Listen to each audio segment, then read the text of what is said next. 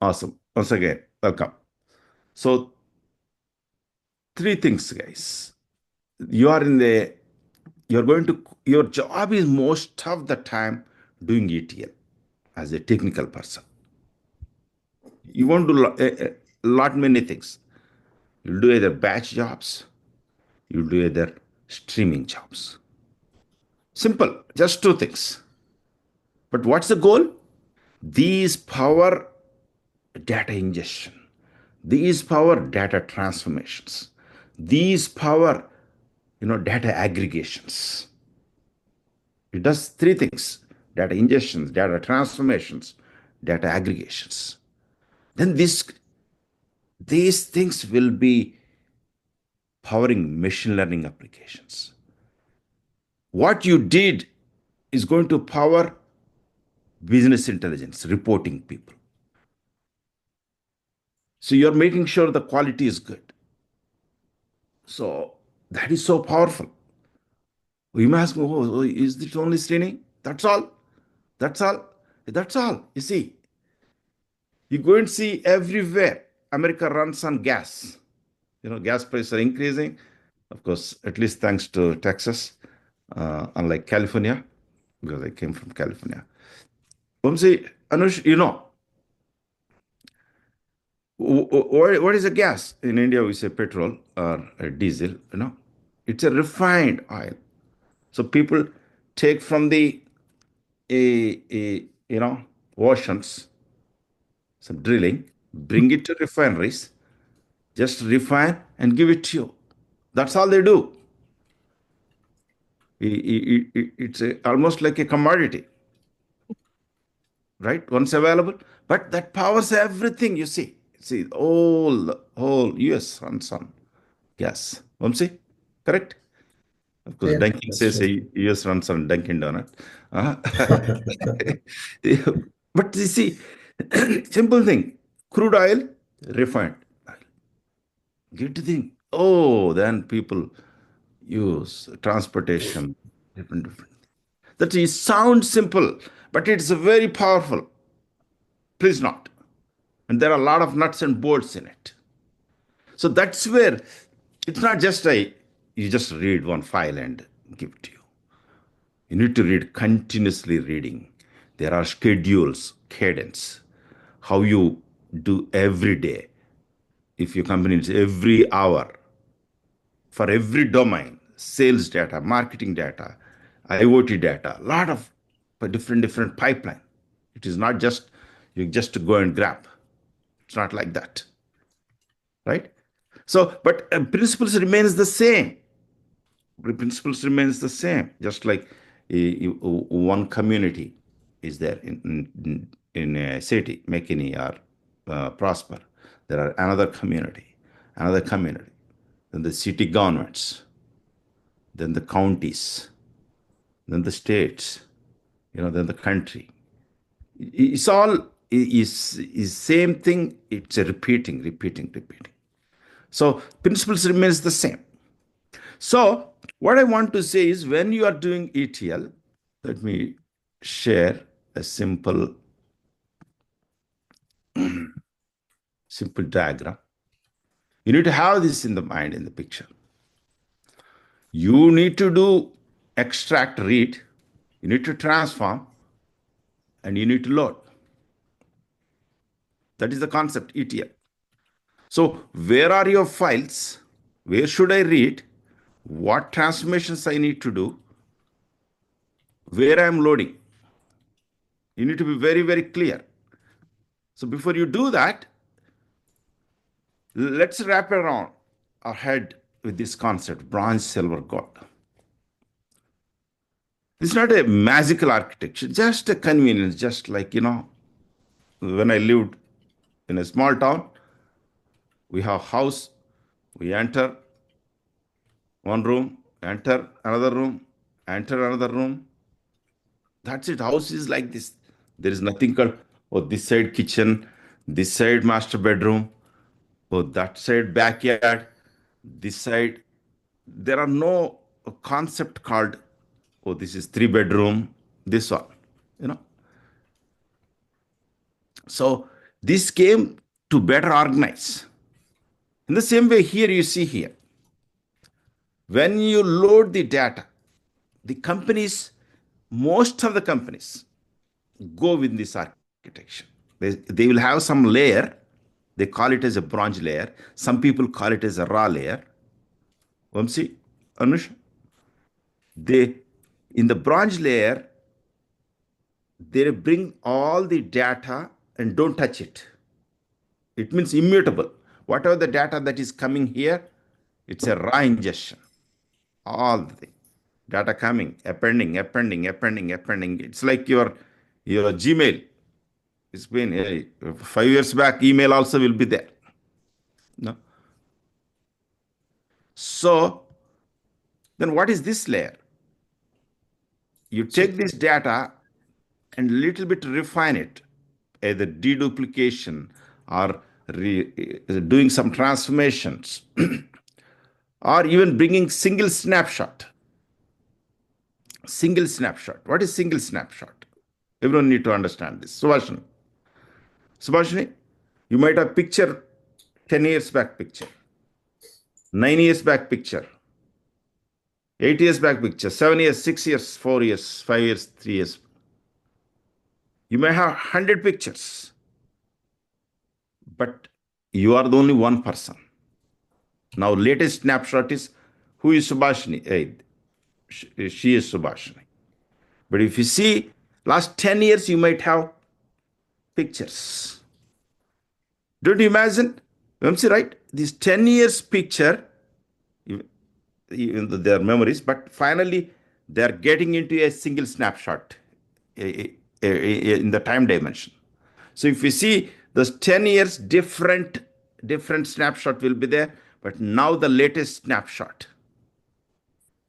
You might have, if you have lost those pictures, Vamsi, if you have lost all those pictures, do you think you can bring back those pictures? Assume they're wiped out. Somehow they're there in your, not on the cloud, some iPhone, you lost your iPhone.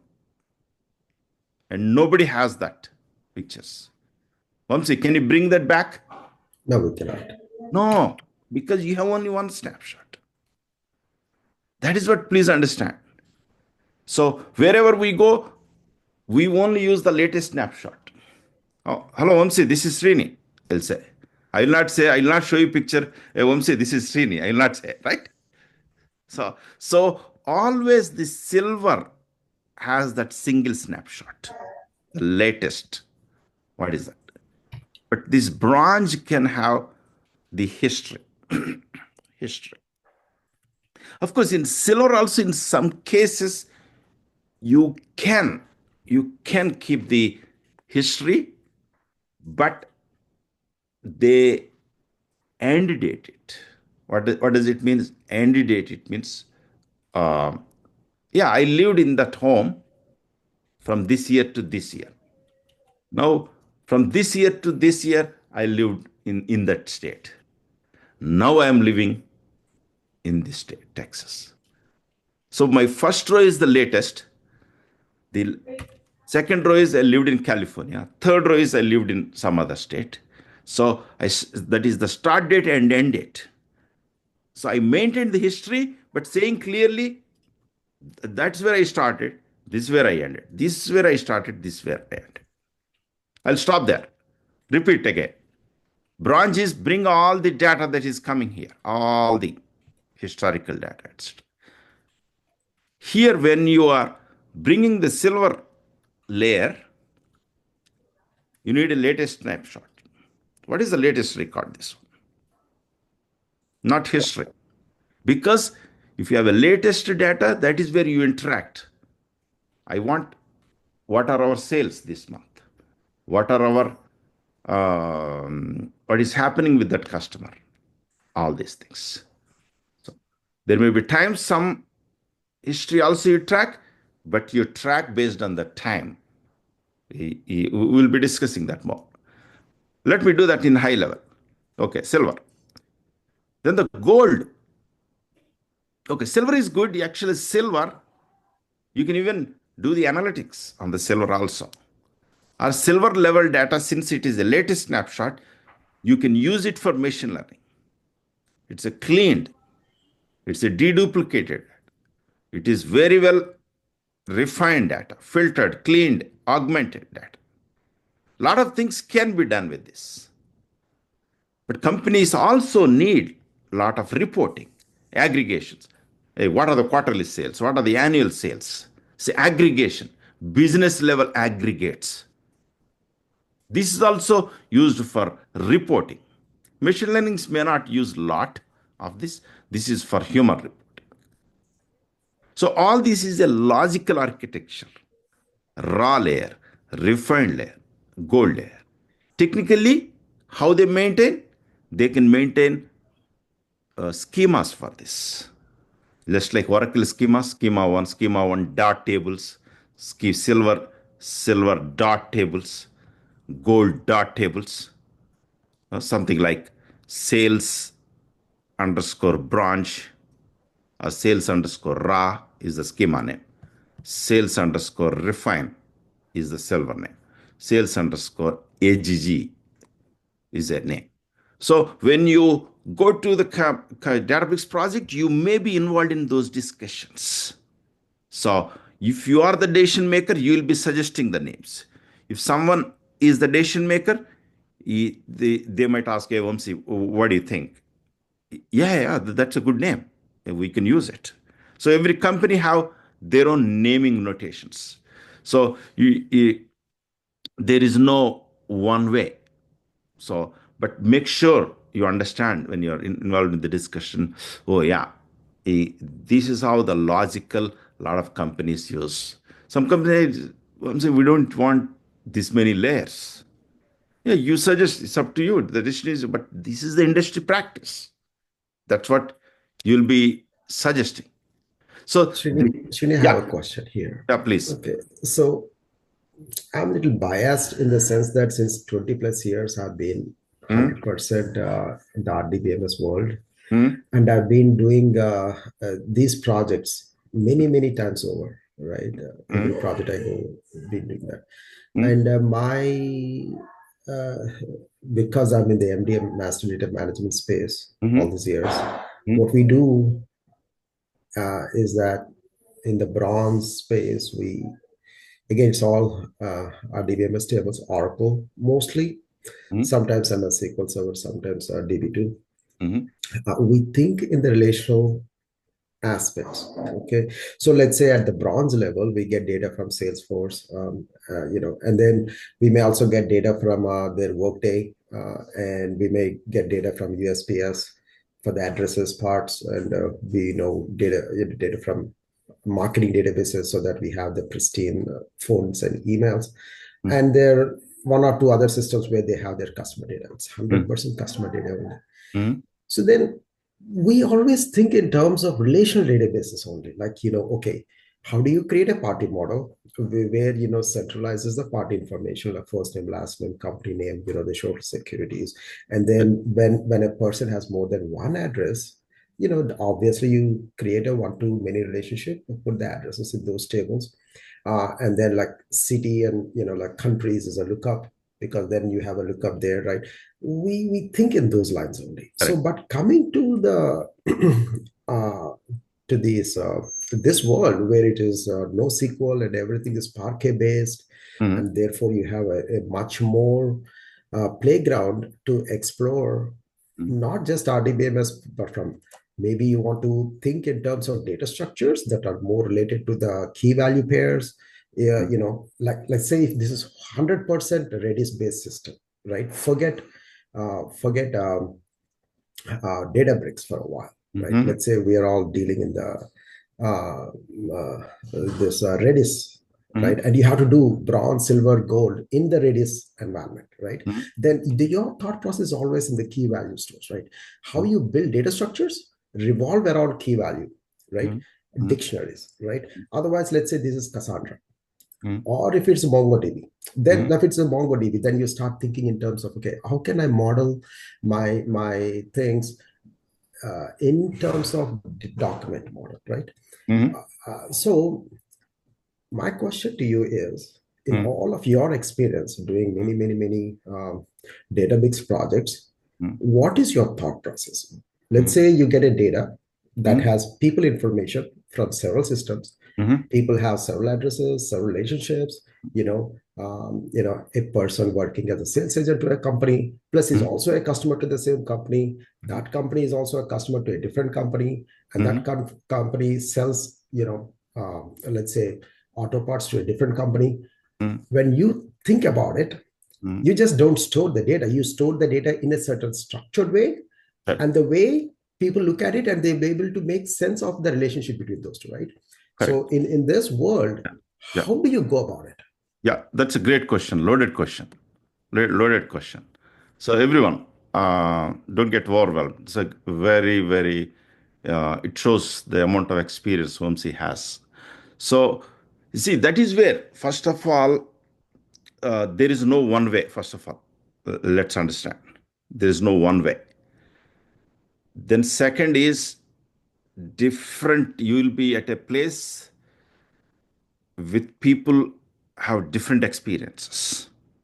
So there are different opinions. Hey, we've done this way. Some people might did a wrong way. It might be best, but still they think it is the best, right? So these people come into discussions. So that's where you need to understand, uh, think in a broadly accepted ideas. So this bronze, silver, gold also a broadly accepted. Some people may not accept, I'm saying. But that's where step back a little bit. Let me, this is a good question, which is useful for the understanding. Everyone, please understand. Vamsi brought a point that we want close to OLTP. That is the goal, ultimately. Correct, Vamsi? Close to OLTP. So, Um, yeah, close. that's what, again, that's another thing, especially the systems we were designing and we were working, right? It's more like an OLAP based and highly transactional, at least on the golden side. Okay. Because we do real-time updates, real-time, so many things, at least on the golden side, right? Not on the raw bronze, right? That's where, And let's stop the question because let me so get.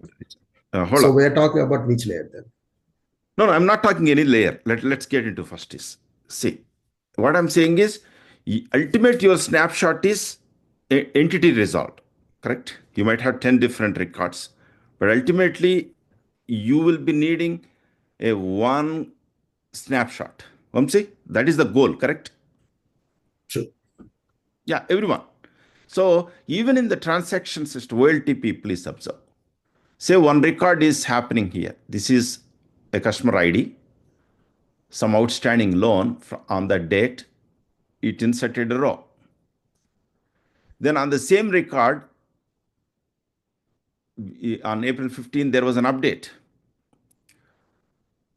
On the same record, there was an update on 200. So whatever these rows, I'm giving a kind of the time lapse. But your OLTP, you go and see, you will see this record on finally. You don't see this and this. Vamsi, Vamsi, I'm not talking about multiple systems. I'm talking about one system. Okay. Correct. Yeah. Okay. Yeah. That's true. Okay.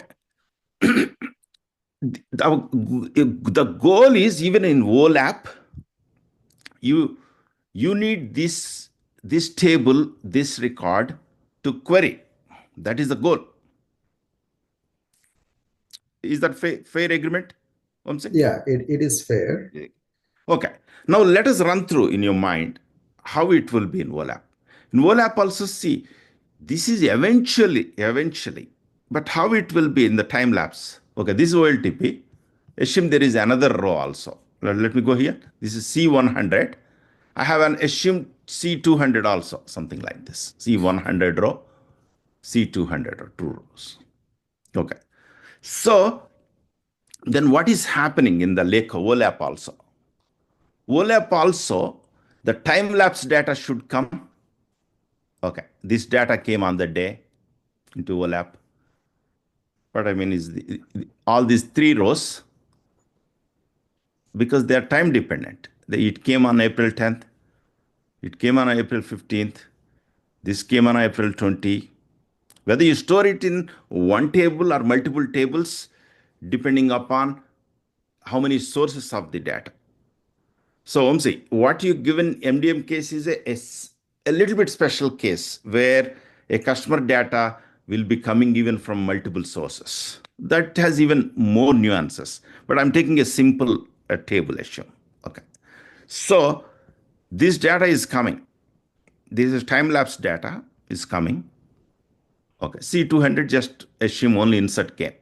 This is insert, update, all these things.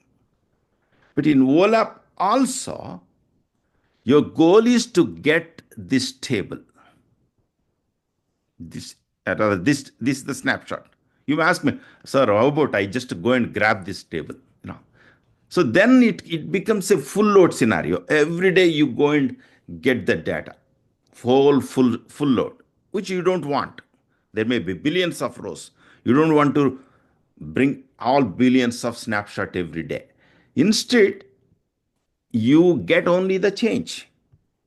This data came on 10th, 15th, 20th, 27th. Then this is assume this is the raw. This is the raw. Now you are doing, irrespective of what storage it is, the Parquet, Redis, etc. You still have the concept of the entities. This entity here, if you see this row is an insert row, so this came as is here.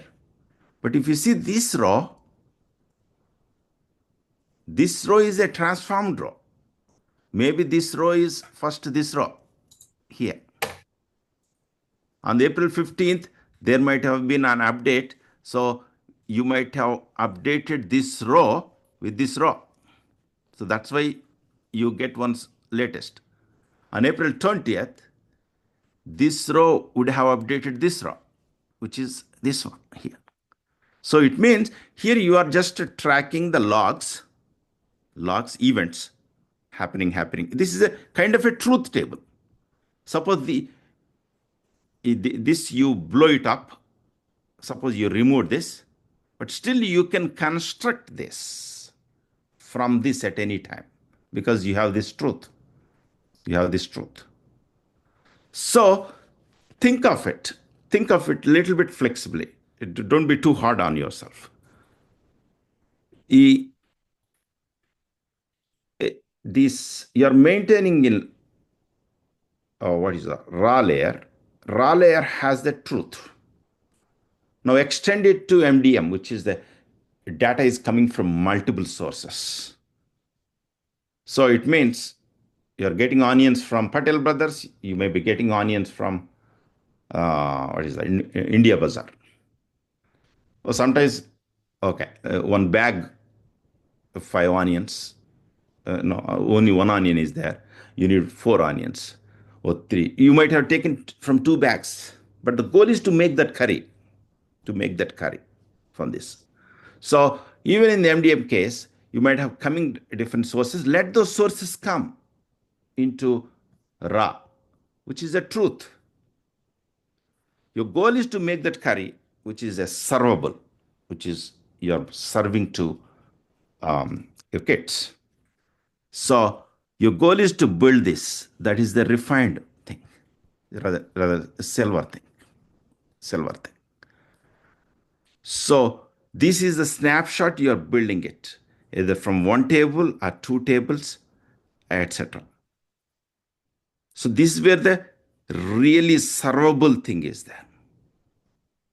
You can divide that into facts and dimensions if you want for reporting.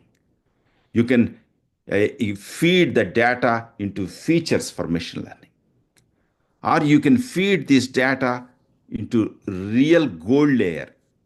Don't think this is not a gold record. Gold record is different.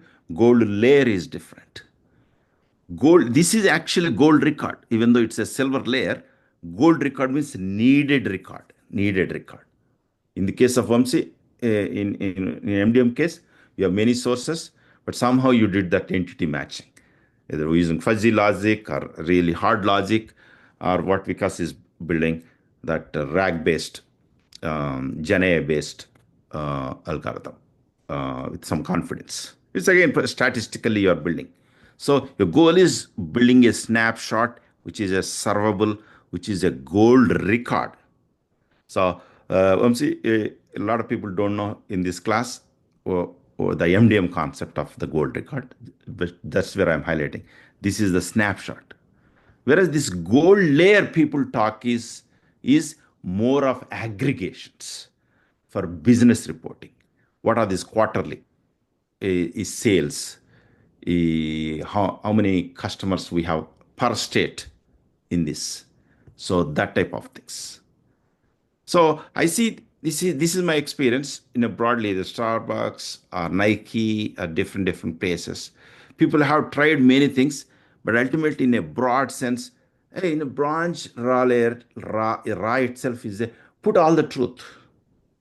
Anytime we think this is wrong and this is wrong, we can go here to the branch and get it instead of going to the world TP again.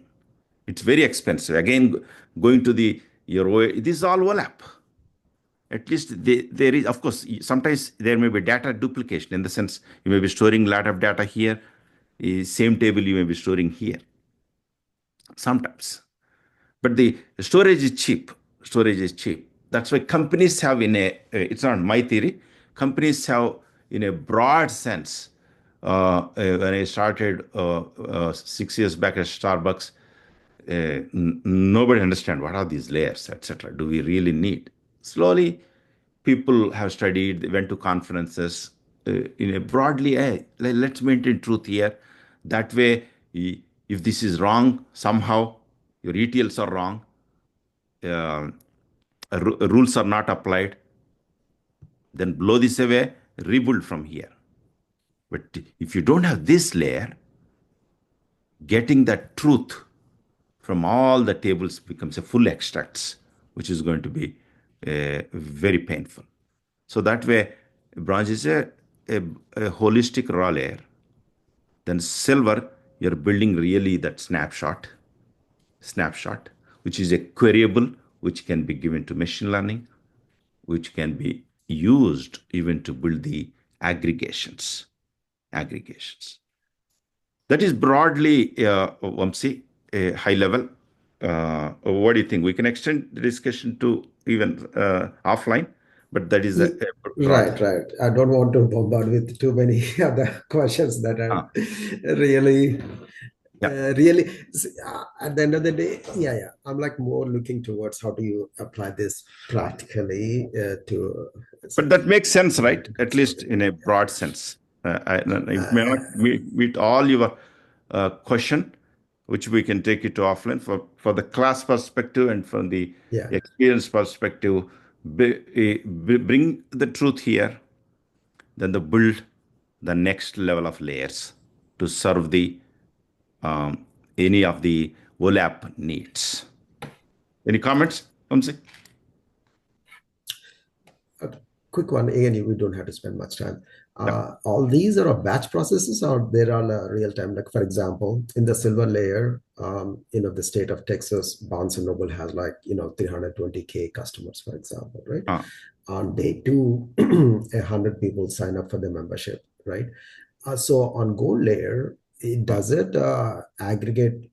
This That, aggregation says, that is a okay, good number of, question. That is a right? good Is question. it real time, or you have to apply these Up, jobs and run up to it silver, you speculatively? can comfortably go real up to silver. It means here you're bringing the data and you are doing that particular merge operations up to this. Okay, that can be real Up to time. up to that. This one might have some challenges to build that snapshot because aggregation, right? So you have to, it's not an update. When you're doing aggregations, till last quarter, I might have $1 million sales. Now, to make it 1.2 million, you need to mix this zero point 0.2 million with that again, 1 million. Such aggregations, eh, there are, it's a kind of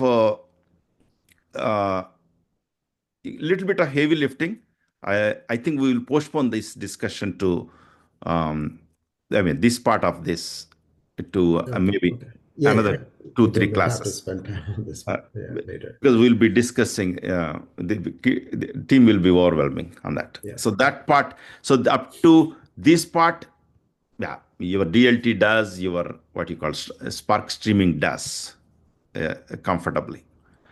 But the aggregations are a little bit a different game. That's why there is a concept called material views. DLT does better. General Spark, you will have to, because anyway, it is, you cannot just real time aggregate it, right? So it runs like a little bit of batch. So, everyone, to summarize, don't get overwhelmed. It's a very simple concept. You will be hearing this in the company. Be comfortable being uncomfortable. A lot of things you'll hear something, but stay cool, guys. Okay. So, but the fact remains, hold the truth here, build the snapshot here, build the aggregates here. That is the point. So again, this is valid. This is the time lapse. This is how your OLTP is. So this is how your OLTP looks like. But this is what you called lake house or OLAP, where the raw layer will have all the time lapse information literally stored. And this you are building, this is where people, your company needs the data, silver refined. So that's why it is so important. That's why bronze, silver, gold concepts are important. Any question before we just talk another thing and Harun take over? Uh, if needed, we will discuss even tomorrow, even next also, because I want to spend some time on the design, some time on the hand coding. Otherwise, it will become overwhelming. Make sense? Any question? Agree? Anush, you want to add anything? You're on mute. Hitesh, Subhashini, hope you got at least some sense. Uh, be comfortable for discussions, even if you don't fully understand. But there is nothing magic here. There is nothing a single size fit all. It's a holistic way. Oh, okay, we are getting a data which is truth every time in the branch. Or the silver is you're constructing the refined tables. Gold is aggregation you're building. Okay, even if gold layer and silver layer has some issues, business logic issues, if I can rerun from here, from this one, that itself is empowering, right? Here, you need some money, etc. Suddenly, hey, you can reach some friends here. Oh, every time you have to go to India, you have to sell your home there or ask uncle. That doesn't work, right? That is OLTP, right? You're done. You're here. You need to have your own network here, your own support system here, etc. So that's why it's an emergency. Hey, who is your friend? Whom you can call in school?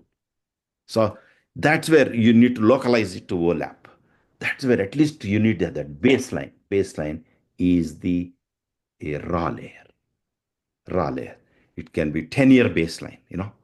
So, Anush, makes sense, right? Yeah, yeah, Srini. And one question is, of course, Please. I don't want to add more time to this, but uh, now when we're comparing it to a regular OLTP system to OLAP, right? So the raw layers itself. Now, when we are in SQL, for example, we have this tons of data which we are saying that go back to for reference, correct? But here the main advantage is the processing times of it, correct? That's where we actually find the difference, correct? Exactly. That is the original premise. The very fact of OLTP versus OLAP is bring OLAP so that you don't overload the OLAP for The OLTP, first of all. transaction system itself Uh, getting used. Second thing is can be distributed. This Yes. can be distributed. It has a different paradigm of computing, Spark, etc. For reading mostly, right? You need which can be distributed on the cluster, which you can run in parallel. Very good.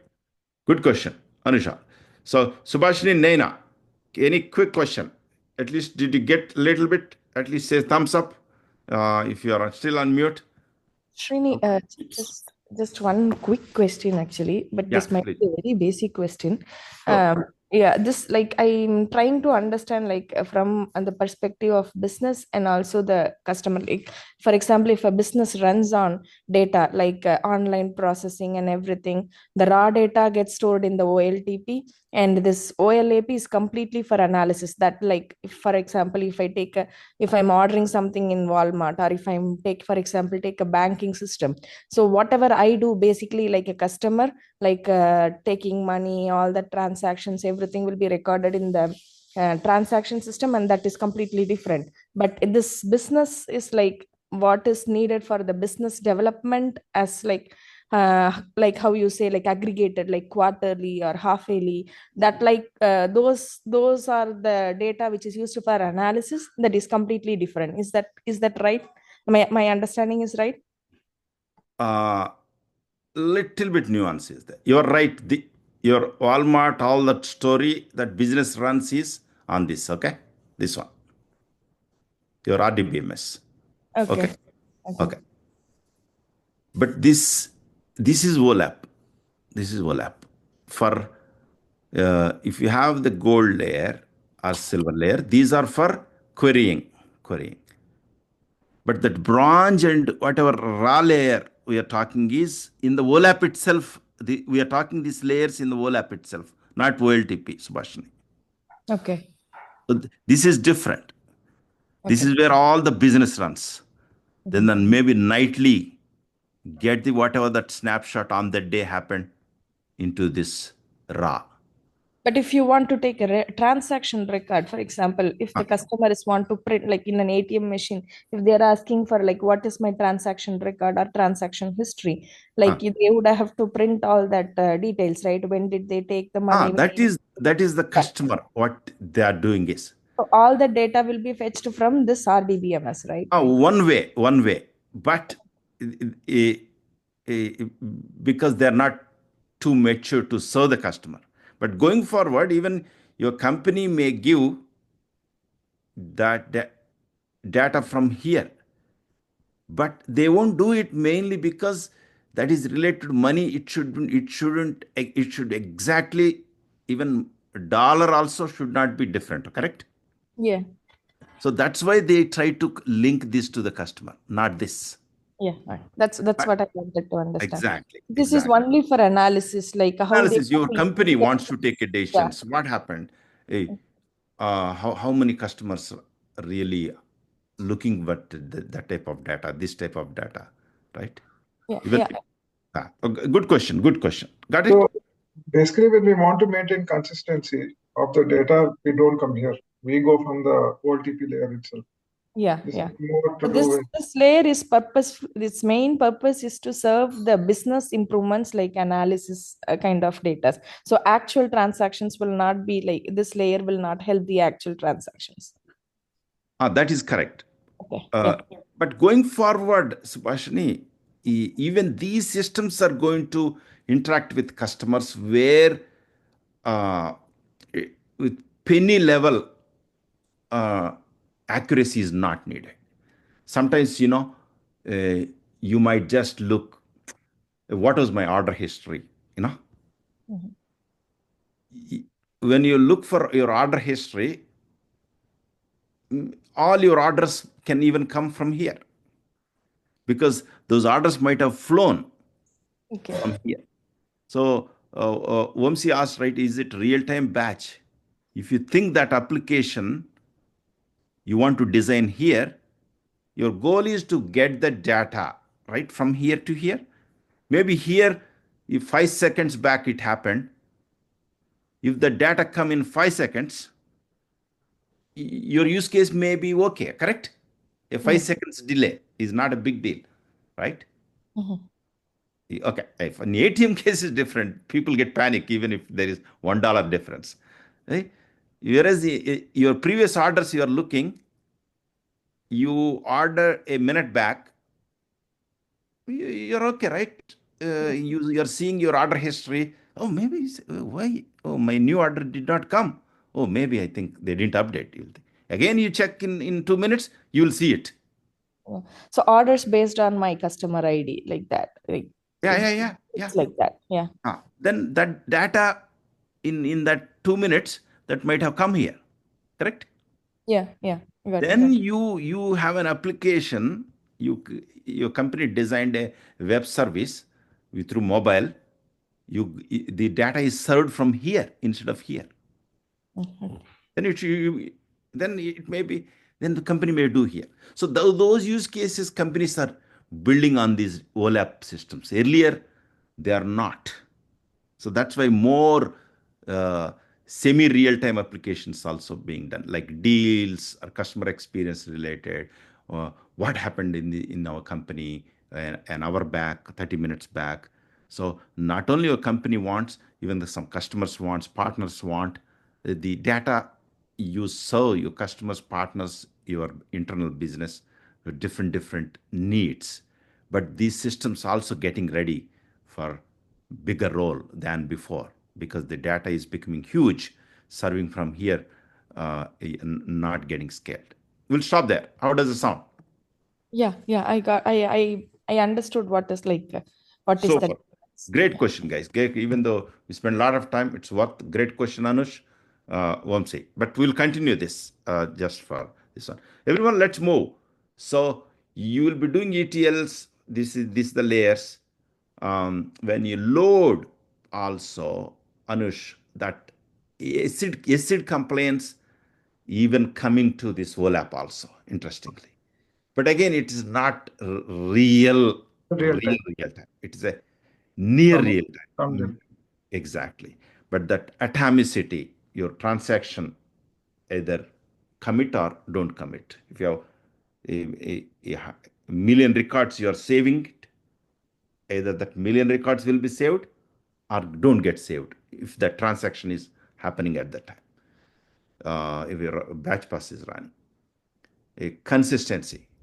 If five people are reading the data, it's a consistent. Read snapshot. Isolation. It means this guy is updating, this guy is merging. And I say it's not people updating, two jobs are running. One streaming updating, one this one. Yeah, that isolation. First, make sure that there are operations. There will be some lock.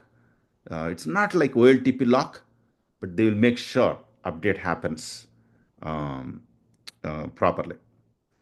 Then the last is durability, where once it is saved in the disk, it is there. We'll talk all those things when we talk about this. Great, guys. ETL is absolutely needed for even MDM or anything. First, to bring the data to the truth table.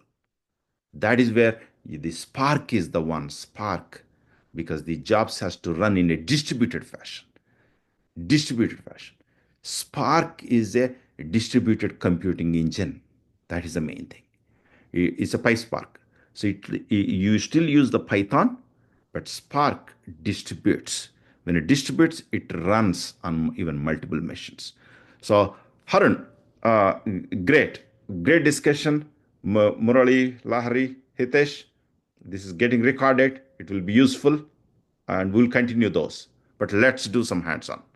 Harun, anything you want to add, Harun? I think it's a great discussion, but we Yeah, want sure. to stop it for now. Yeah, yeah.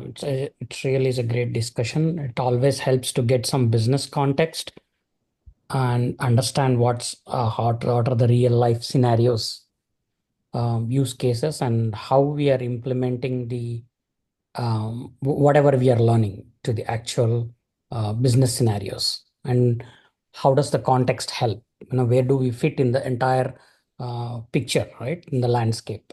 Super, but great question, guys. Even sometimes even this level of mature questions won't come in the real world. I've seen Yep. multiple customers who I'm saying, uh, even people don't have this much clue. But this is like a professional discussion in the real world, So not a classroom setting. one Okay. one suggestion or one Yeah. request. So since we have folks with experience in this Hmm. class, shall Hmm. we like take 15 minutes every week or one class, right? So that we could share a real life business problem, how we could implement it using this, and how we're trying to solve it. Just so that it's like a real business case Oh, scenario. absolutely. That is a So great suggestion. We'll do that. I'll pull the people into discussions mainly to have that. But a little bit of context, little bit of structure helps. But we'll do Yep, almost every week. But we'll keep a separate discussion yep, also. yep. Good session. Go ahead. Yeah. Thank you, Srini. Okay. Welcome, team. So let's get into some hands-on. So it's been a great discussion. We have understood the business context, some business use cases, some problems. So last week we started discussing about the medallion architecture and processing of the batch files using the medallion architecture within the Databricks. Just wanted to check, is anybody done any hands-on from last week? So let me share my screen.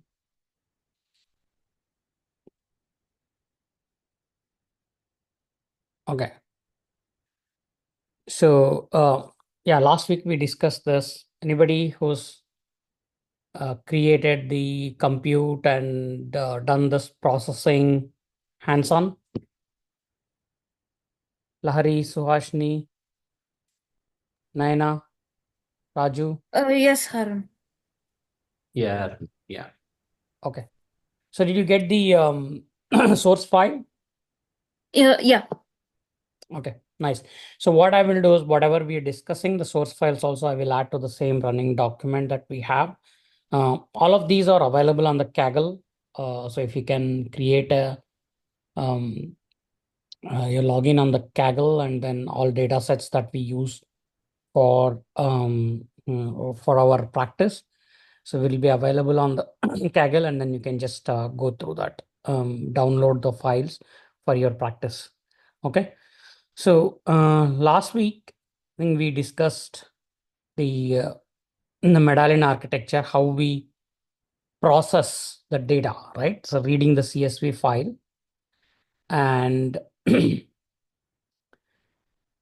so movies.csv, right? So last week we kind of took this file and then uploaded onto the Databricks file system, DBFS, which we said is a wrapper on top of the in the storage that we have, the underlying storage. So we will see where the storage happens when you actually store the data in the tables, right? So later, but now it's a recap. What we are doing here is reading the file and then having infer schema with header and separator in the file, right? And then we are displaying the data. And we also looked at the structure of the file, and then we had the movie ID, title, and genres. So that is what we are reading here and displaying this. So we can just go ahead and read this again and then display the data frame here. Okay.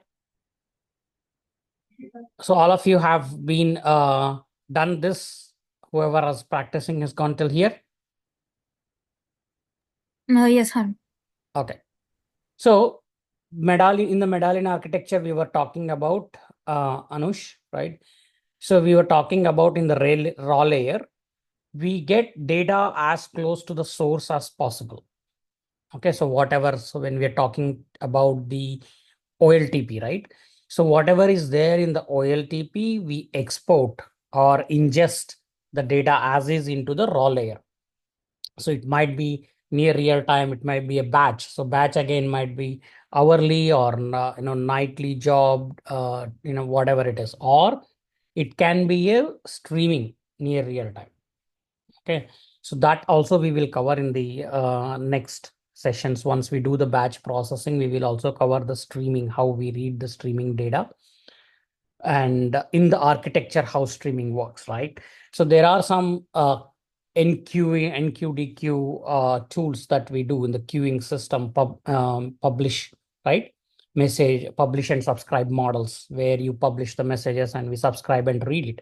So Spark has inbuilt capabilities to read the structured data or unstructured data streams, process it, and then we can actually do some analytics while streaming. Okay, so all that we will go and see, but for now, so in the raw layer, we keep the data as close to the source as possible. So that is why we call it raw. Okay. Now, again, I wanted to make sure that this is all virtual. Okay, it's not physical layers that we are talking about. Physical in the sense we don't have separation by machines or whatever. It's virtual. And you don't have to call it the same thing raw. I mean, it's a bronze, silver, gold. You can call it by whatever names you want. And it is not also always mandatory to have all three layers. Sometimes you might skip. You may not need a silver layer. You might just read from raw and go to gold, or you might not need gold layer. You might just decide to read from silver itself. So depending on the use cases, right? So this is the most accepted recommended architecture in the industry today. So that's what we are discussing right now. Okay. So as we said, let's say the file is coming like this. So now business questions we wanted to answer, if we have this data set, for example, in the real world, we would ask questions like, what are my sales in this particular area in the last one day, or 1 hour, or so when something is happening near real time. So I am doing a Black Friday sale or anniversary sale, and I want to monitor how it's going, how the sales are happening at each region, right? So that case is use case for your streaming data. I want to see as near real time as possible what's happening on that front. Or another real time use case is some sports, right? So we want to have the data as and when it is happening. So some match, some baseball match, some cricket match is happening today. I don't want to analyze it and give the results tomorrow, right? So we want to do it in real time, in near real time. So those are the cases where you use streaming data that is coming in, and then process it, analyze it, pull the metrics, and then give it in the real time, near real time, right? So let's say this is the source file. Now here, what I'm going to do here is bronze, silver, and gold. So these are the create databases that I'm creating, as I've shown you in the compute. Let's go ahead and create this as I told you, like, because we are using the community edition. So once the compute cluster is disabled, then you lose these catalog structures. So you can go ahead and create that. And then I am reading this and creating the, writing the data from the data frame into the table. Okay. So, and this is movies is my table name. So as soon as I do a write, data frame dot write. So we discussed what is a data frame. It is a structural data set with schema. Schema in the sense it has the columns and the data types for the columns. And we have different modes. You can do append, overwrite, merge, different things that you can do on the data. And format, you can write defaults. Databricks has a delta format based on which all your asset transactions and time travel and a lot of other features are built on to use. But you can choose to write as, again, as a JSON file as well if you want. So there are different formats, as a Parquet file or a JSON file. So you can write, or you can write as a delta table format. Now, once you do this, now I say you can do SQL, select star from prawns.movies. Okay. So you can go ahead and do a SQL here. Not just SQL from here, you will also have something called a, you have a SQL client as well. Okay. It's not there here with the community edition, but if you have enterprise edition or the paid edition, you will have a SQL client, just like your Oracle client, SQL Server client that you write SQL queries. MySQL client. Same thing, you will have a client here where you can write your SQLs as well. But here you can just do %SQL and then use it as a SQL editor. You can do all your SQL, select star from all of this, and write whatever your SQL queries here. Okay. Another way of doing it is the Spark way in the Python, spark.read.table. So you're reading table data from the table, which will give you a data frame. Okay. So if you say display type movies, so I want to see what is the type of this variable, what it is returning is PySpark SQL data frame. So whenever you read data from any tables, you always get a data frame back object. Okay. So the data frame is simple, right? It has this structure, same structure like the table with the columns. Now you can do all transformations on this tables. That's what we discussed. So I'm just doing this again, what we did last week, because see, this is the basic foundation, whatever you do in the ETL. So this is the basic. You read, you transform, you write. So you have to be very, very comfortable doing this. And then we go on to the next step. Another thing is, as we said, anybody talk about this, what we discussed last week? Raju? What does this do? Data frame dot create or replace temp view. I'm giving a name here. Raju, Lahari. It creates the temporary view of the data frame. Yes, yes. Yeah, exactly. Right. So it creates a temporary view of the data frame in the memory.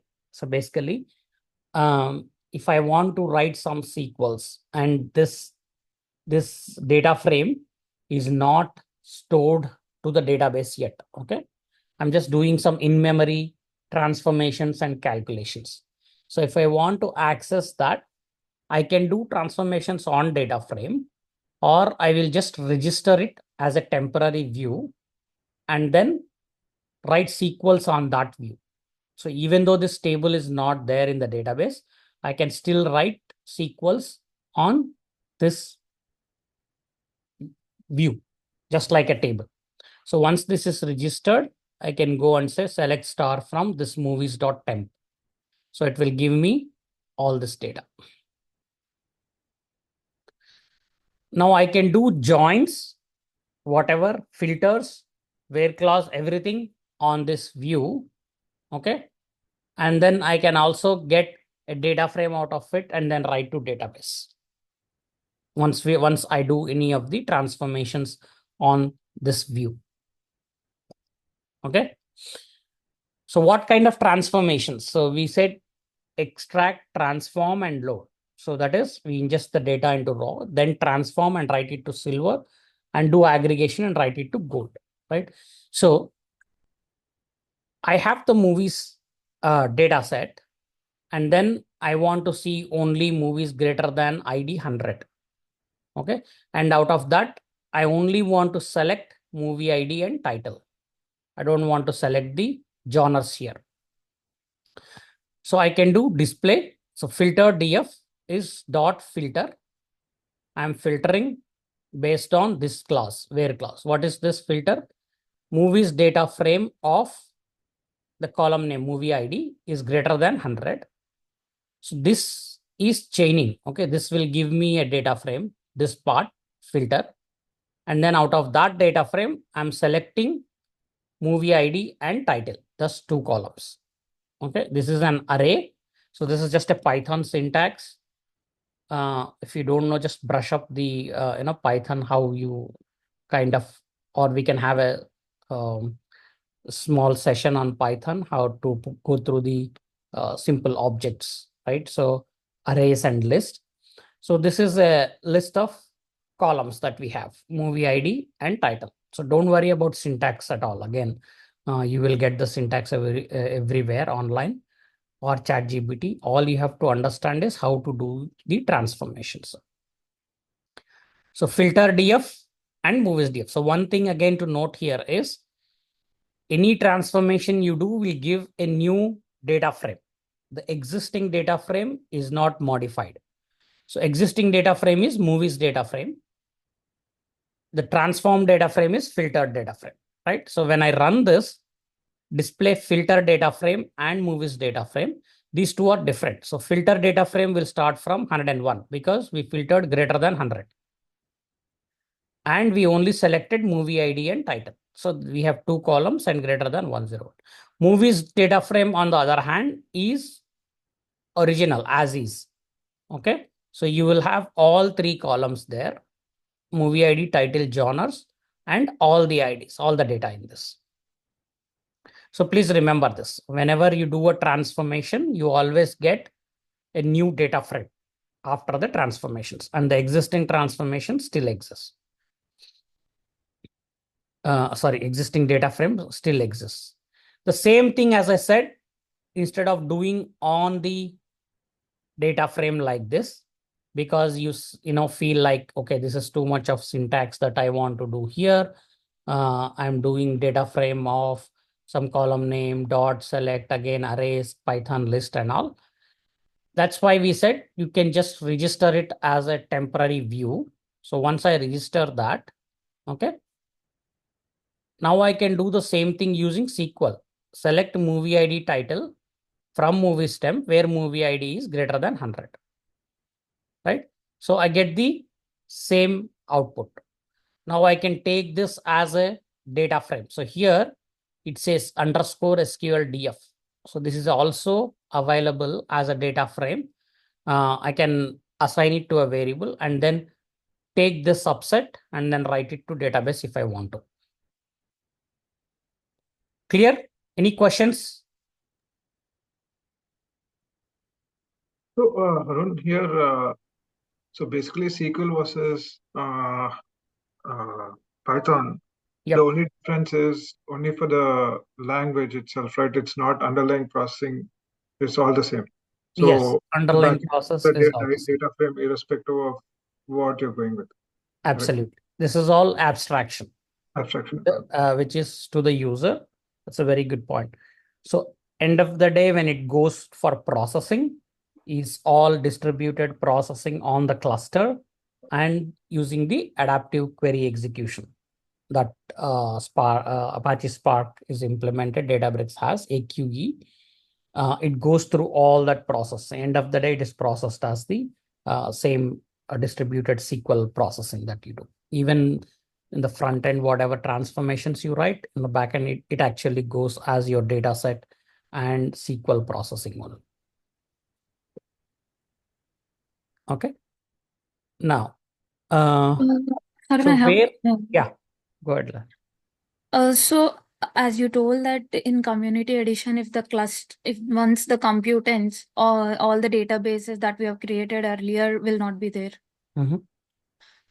So if not community edition, even the other levels of the Databricks editions, once the cluster ends, even then will the databases will be removed? No. Or no? They will all persist. Okay. Will all it's be only there. for community edition. Yeah. It's on the community edition because we don't want to keep creating this storage, right? So if you have the paid version, you have to have your own storage. So that's where it all goes and stores your metadata and the tables and the data files, everything there. Okay. So once we do this, I will also show you what the actual enterprise edition looks like, what features we have, how we can use. We can also actually go there. It's a pay-as-you-go model, basically. Yeah. Yes, absolutely.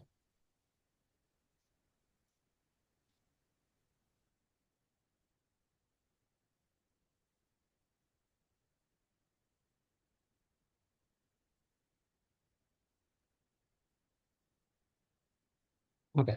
So this is my paid version. So if you go here in the catalog, you will always see here. See, all of these are pre-existing. So databases that you can see, all of this you have. Okay, so these will persist. And as I said, you also have a SQL editor. SQL editor is, as I said, you can go and write your SQLs here, just like your SQL editor, connecting to your any of the database. You can start writing your SQLs from this. And then you have a lot of other features here. You have queries, dashboards, SQL warehouses, workflow to job. You have workflows here to schedule your jobs, job runs, data ingestion, delta live tables. We will go through it.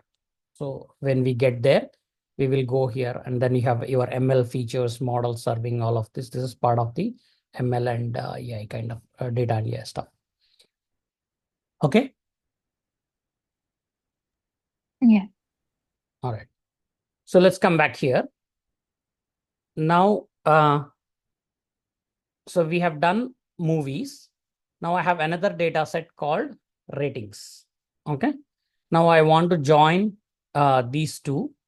Okay.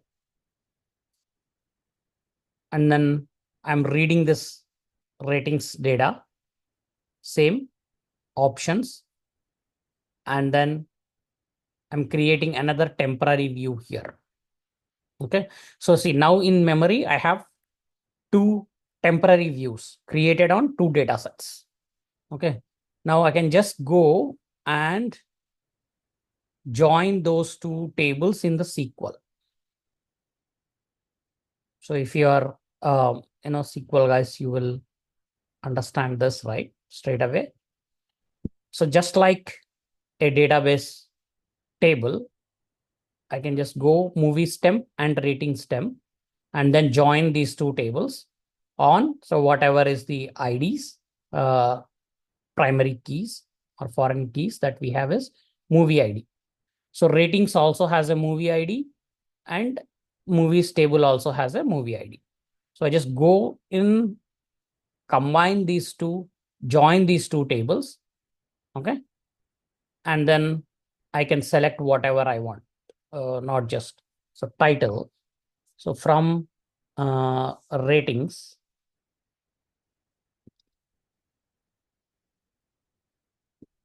ratings dot. So what is the rating? Okay, I'll just select the rating for the movie. And probably, so we'll select ratings underscore temp dot user ID, right? So we want to know which user has given what rating for the movie, right? So if I just look at this data, it just says movie ID. I don't know what movie is this that this user has given a rating 4, or for this movie he has given a rating 5. Correct? So what is this movie? I don't know. So to get that movie title, I will join with the movies table on the movie ID so that I select the movie title from there. So I selected ID, title, user, and his rating. Now if I run this, just like a SQL. So to answer your question, Anshu, so like even if you run SQL, there is a Spark job that runs. Okay. Even if you run Python, there is a Spark job that runs. So the underlying processing is always the same. Now, if you see here, now I know this is the movie name and this is the user ID.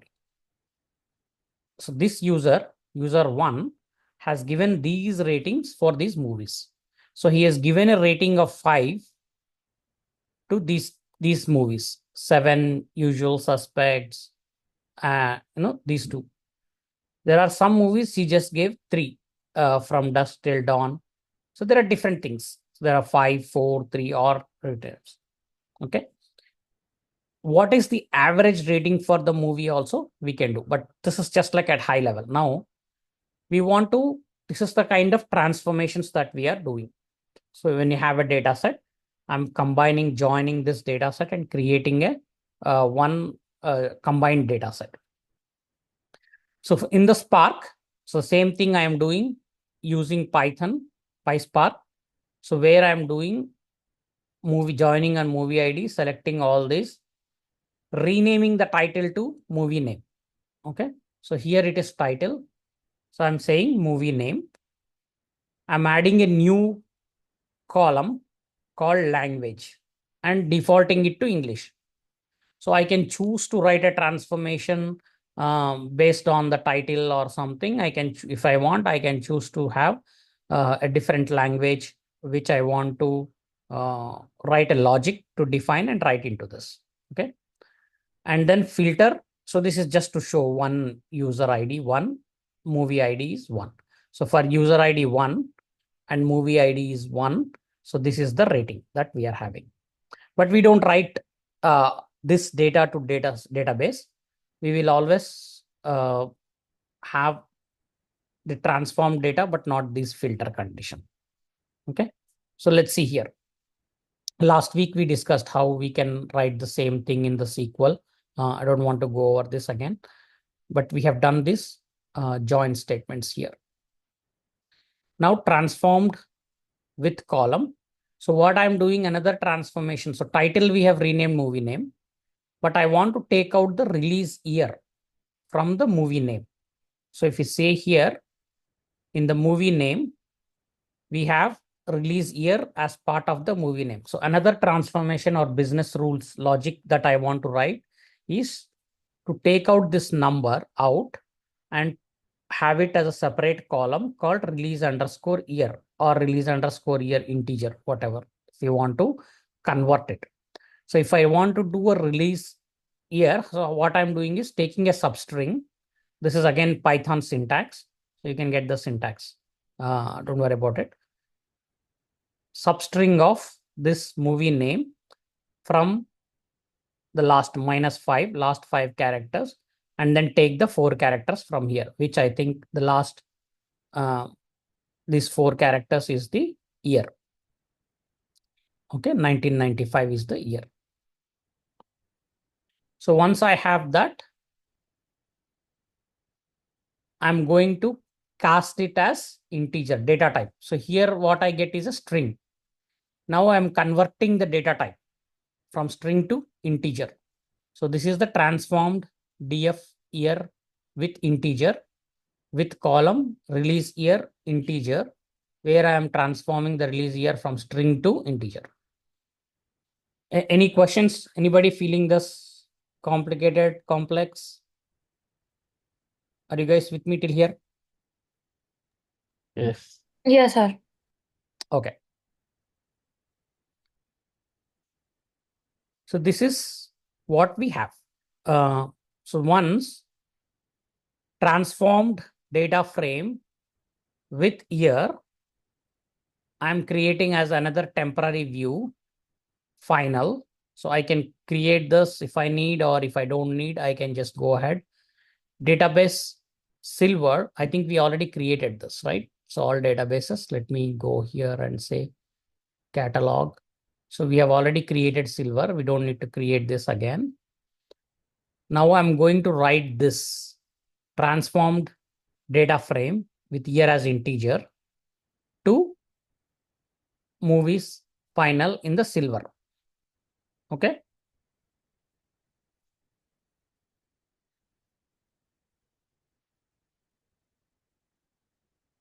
It's not defined.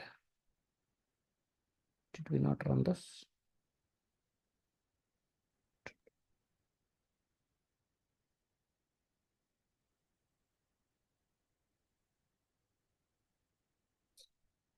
Okay, we have not run this cell. So this variable is not available in the memory. So that's why it's throwing error saying that it is not defined. Now, since we have run that, now we can, this is data frame is available. Now we can go and write this into the cat into the silver table as movies final.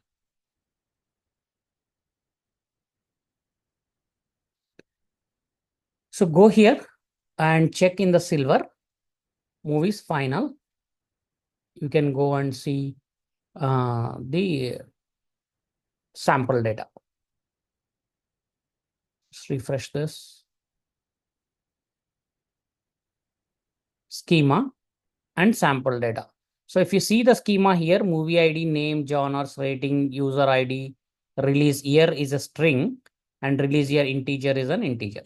Now this is the sample data. So now we can write sequels on this table using this as a number. Okay. So now what we are trying to do is we're trying to answer some business questions on this data set using this data set. What are the type of questions is, so let's say how many movies are released in each year by year. So what we do in the SQL, we write a SQL group by release year int, right? So if I just say, let's see, %SQL here. Now I want to get all release years by year. Now I'll say select. What is the name of the column that we looked at here? Release year int, right? So this is the column for this table, comma, count star from silver dot. Movies. What is the table name that we have written? Movies final. Movies final, right?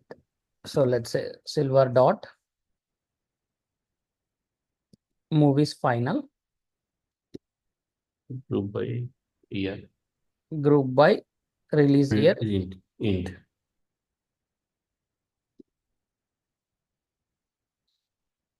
Simple. Okay. So now we get by year. So each year, how many movies were released? So this is like one data set that I can go and put it in the gold layer as a pre-calculated view. Okay. Now let's say I want to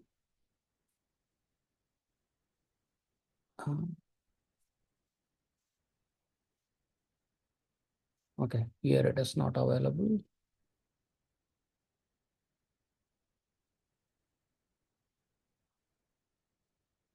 Okay, if you see here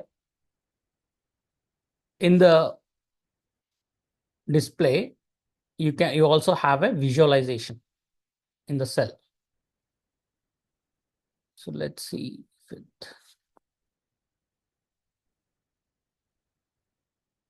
Okay, let's see the visualization. If you want to see, it is by default, it gives you, if you want to draw a chart based on the year. See this year, how many movies were created? How many movies are created? So all of these are here. And if you go to 2000, there are more than 4,000 movies that are released based on this data set. And then you have much less in 2020. There are only few that we have in the data set. This is the distribution that we have. Okay. So here you can actually go and change the different types of visualization types you want. You want to do a bar chart, you can do here. Just change. So you get a bar chart. So different types of visualizations that you can do based on your data. So it is automatically understand based on the columns and data that you have, how it wants to create the visualization, or you want to give inputs here to change any of the visualization.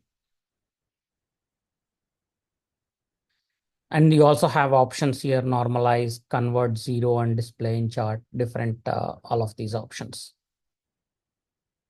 Okay. Now, so this is one of the feature that is available.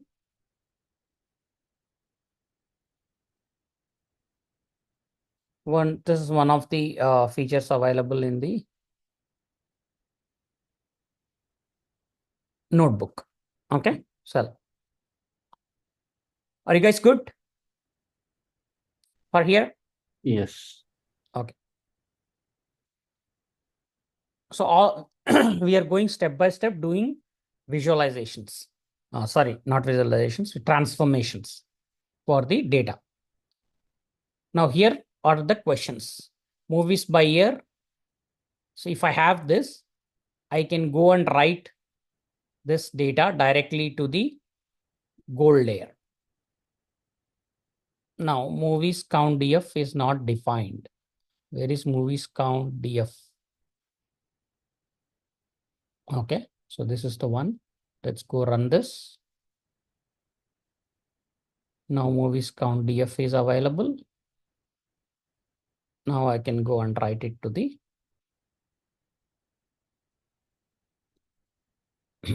so here.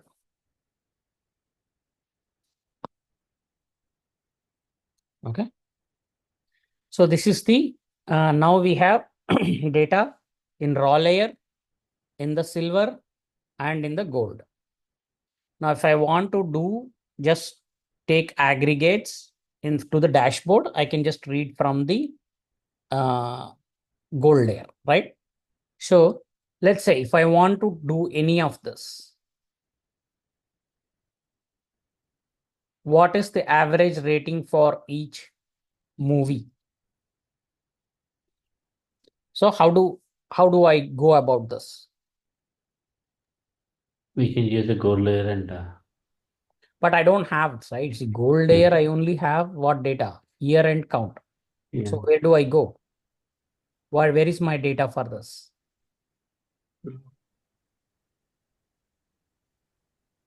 Transformed DF here. Yeah. Yeah. So we always go to the silver first Okay. and see what data I need and how do I get that data. Okay. Average rating for each movie. So I have, if I go to silver layer, in the silver, I have a table, movies final, right? So if I go to movies final and see what is the schema and data I have. So what do I need? I need the movie and ratings, average ratings. Okay. So I have movie and rating here. And we want it for each movie. Right. So what do I do? I'll go here. First, let me check the data. So first I will do some SQL. Quick, right? SQL is quick for us to check the data, what we are getting. First, select. So let's say I want to do the select star from silver dot movies final.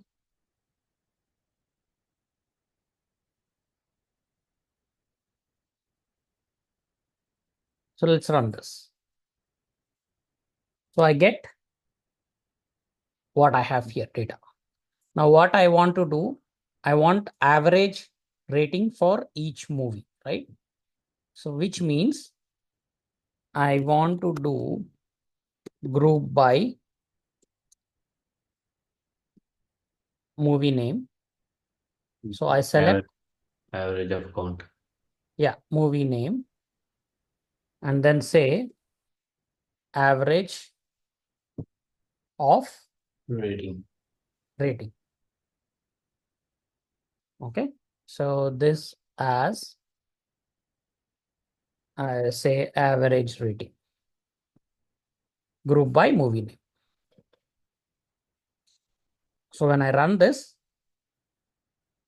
so I get movie name and this is the average rating, right?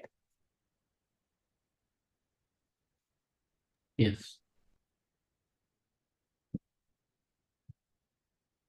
Simple. Now this is what we are going to write to the gold layer as a new table. Okay. Now let's say this is the average rating for some Men in Black is 3.48 as of today. Now let's talk about the scenarios. Now tomorrow, so let's say on Netflix today, say about another 100 people have watched it and then given the ratings. Let's say all of them give 5. So what happens to this? It will increase. How? We have written in the gold, right? Yeah. So it is fixed. So tomorrow if I go and query, it will give me the same data. So what do we do for that? Anush. Yeah.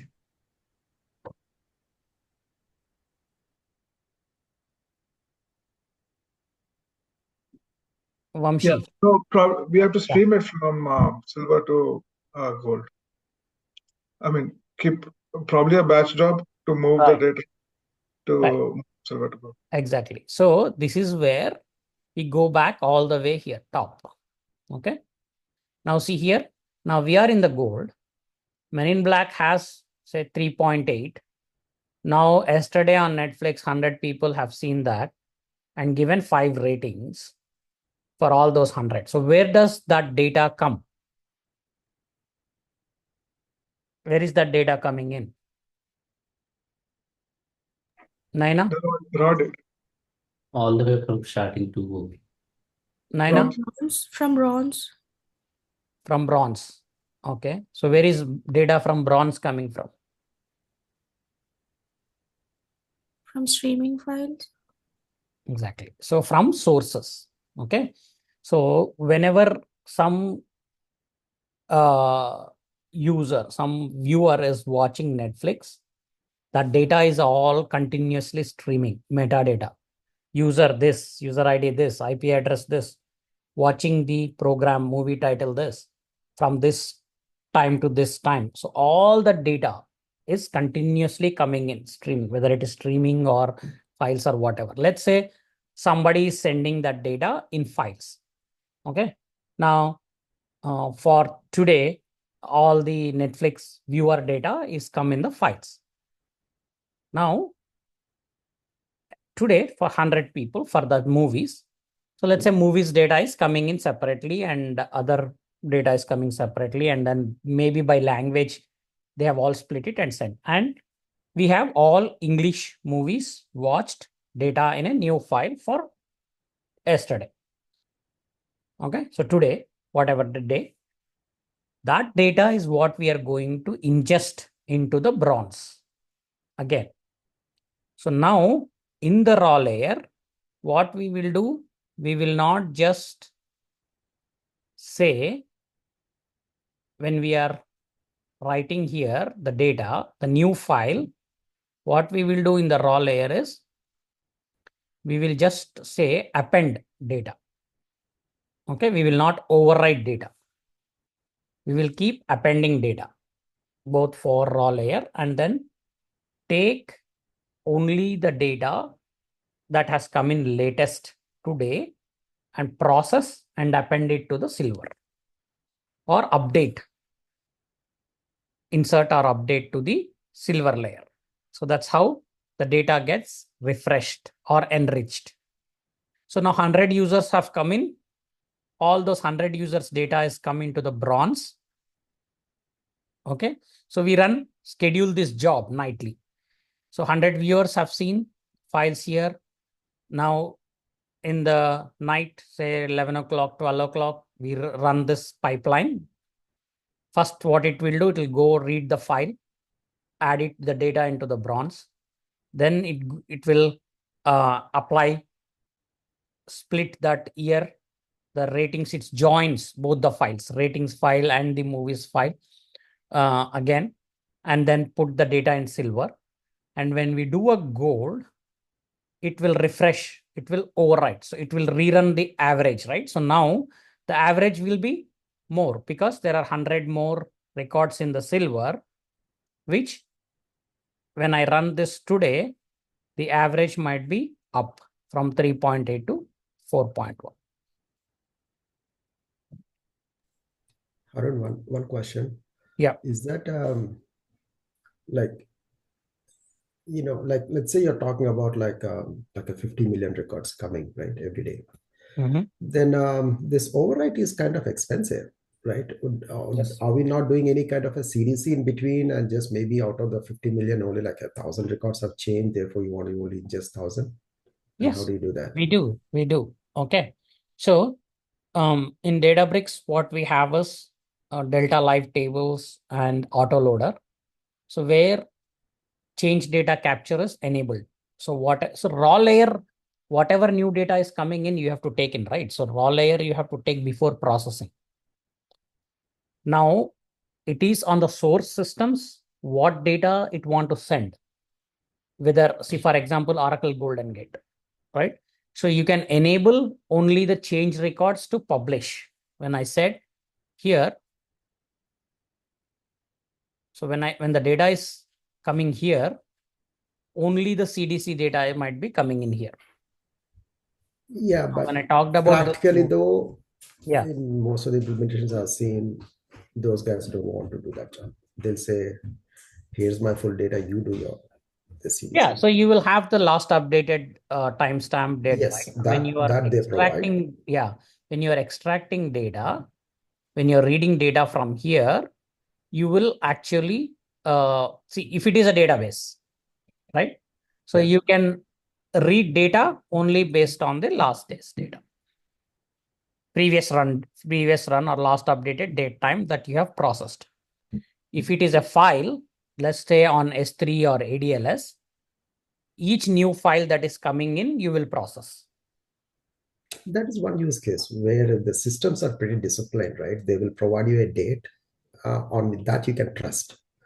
But a lot of these systems are undisciplined. They just, even there, when they say, last update date, that's truly not, right? So what we do in that case, we take a combination of very pivotal columns, like say a few MD5. columns. Yes, yeah. Hash. You might So want to do that, there are different right? ways. Yeah. So Right. there are, yes, go ahead. Sorry.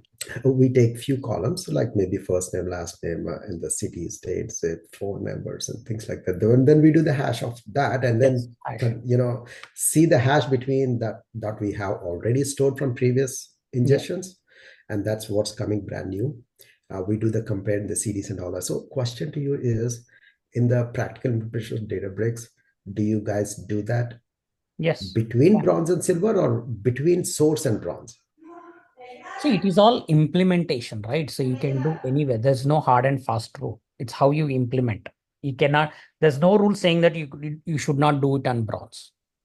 Okay. Normally we do it on silver, not on bronze, because so let's say if you are if you are getting 1 million records or 50 million records, you're saying, which the source system does not have a way to track the CDC. Okay.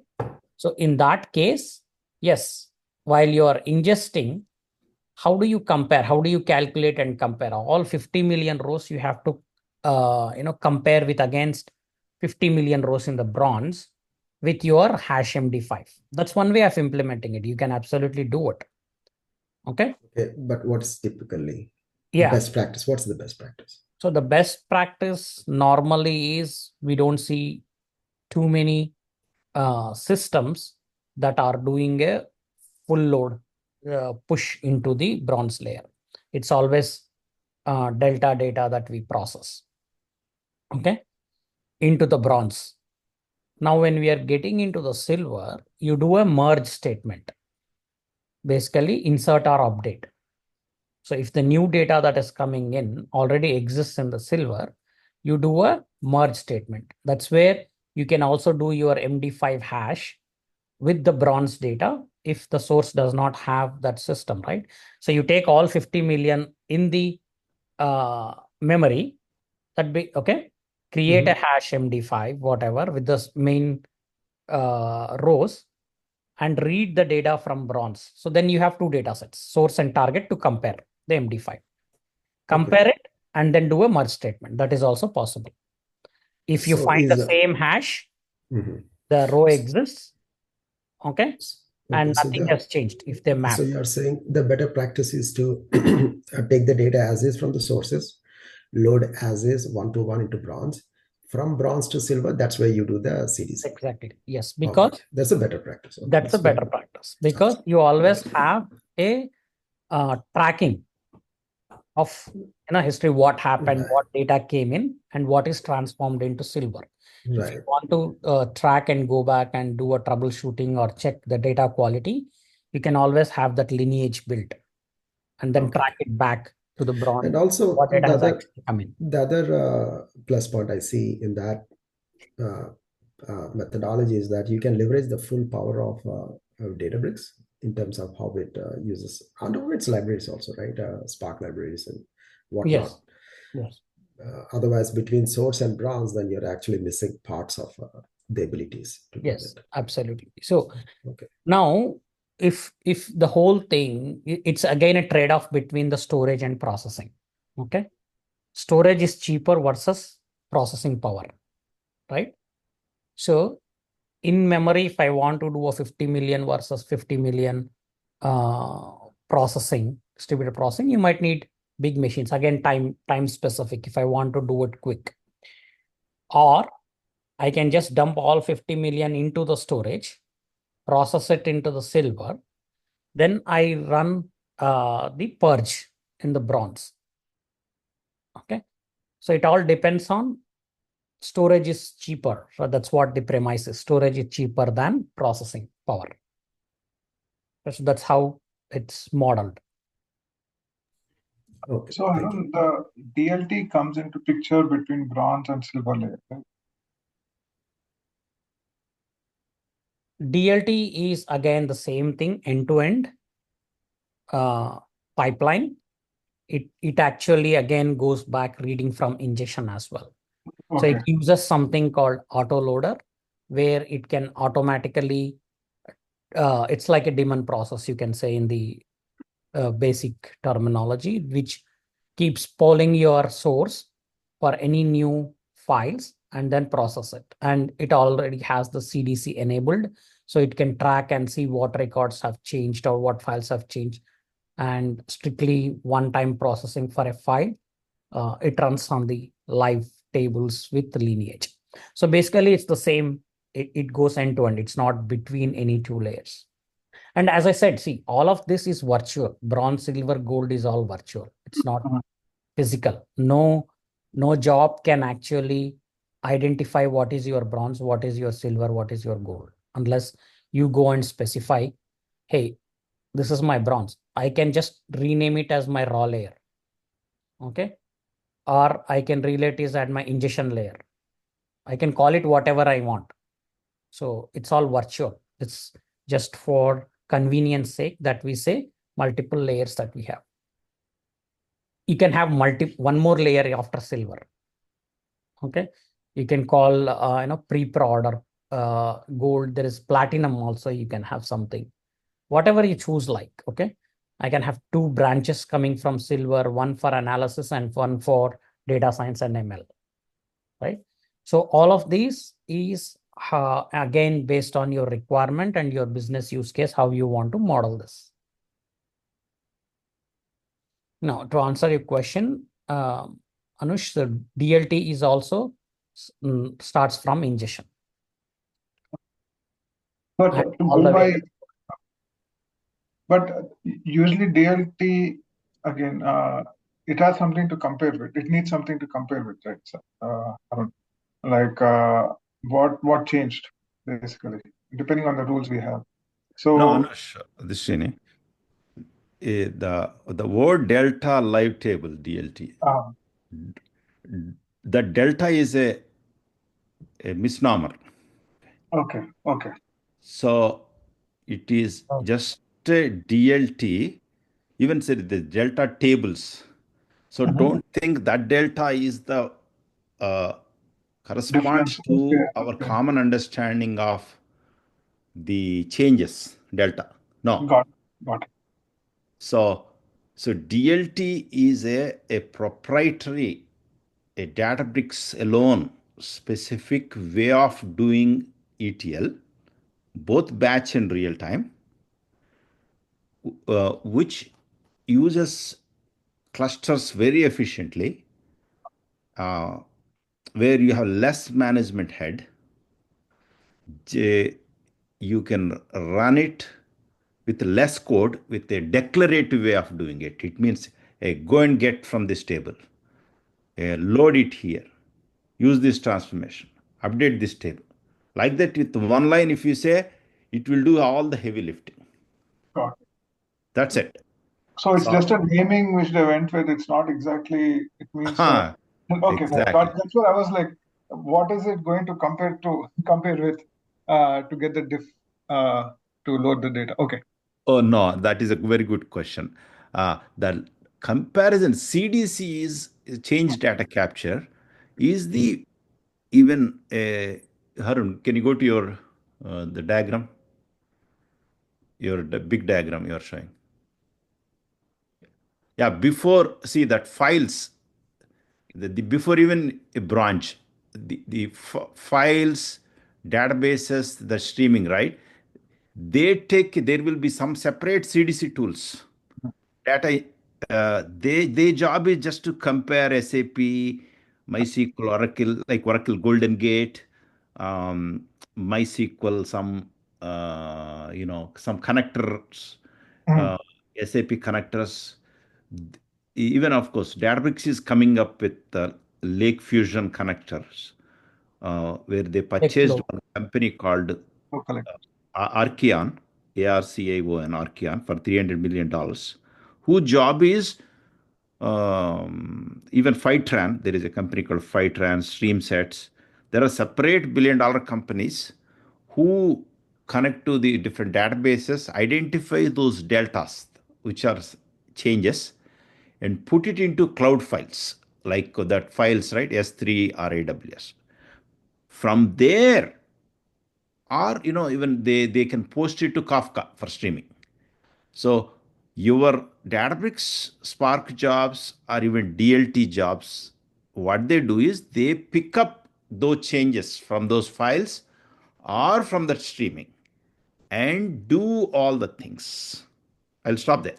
So the DLT word and even Delta table word, they don't do any heavy lifting of finding those changes. So Got it. that's done outside Databricks. Is that fair? Yep. Okay. Yeah. Thanks. Okay. Right. Yeah. So coming back here.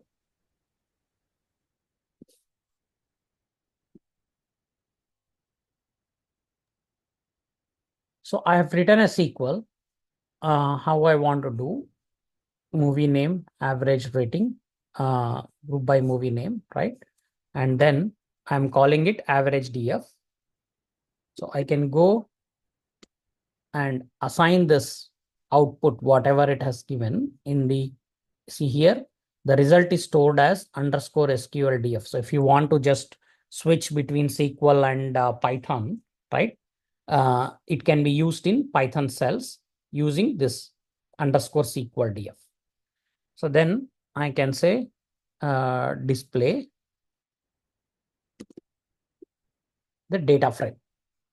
So it's basically the same thing. Now, once I have this data frame, I can go and write to my goal layer as a new view. Okay. So let's say average df dot write. Okay. So I'll just take dot format delta, everything what I'm using here. Just the .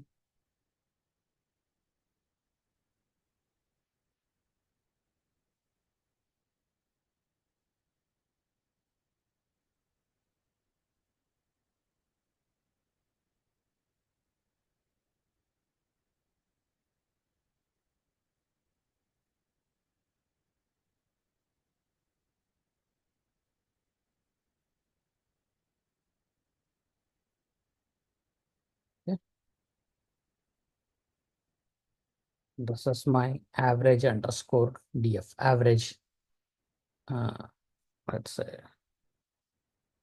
average rating data frame.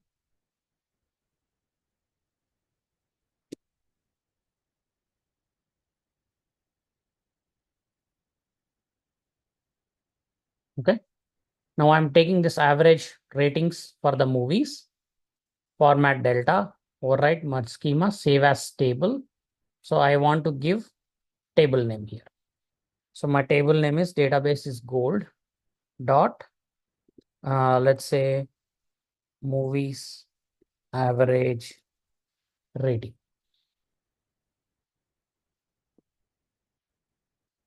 That's it. So now all this data set I'm going to store in the gold now as a new table.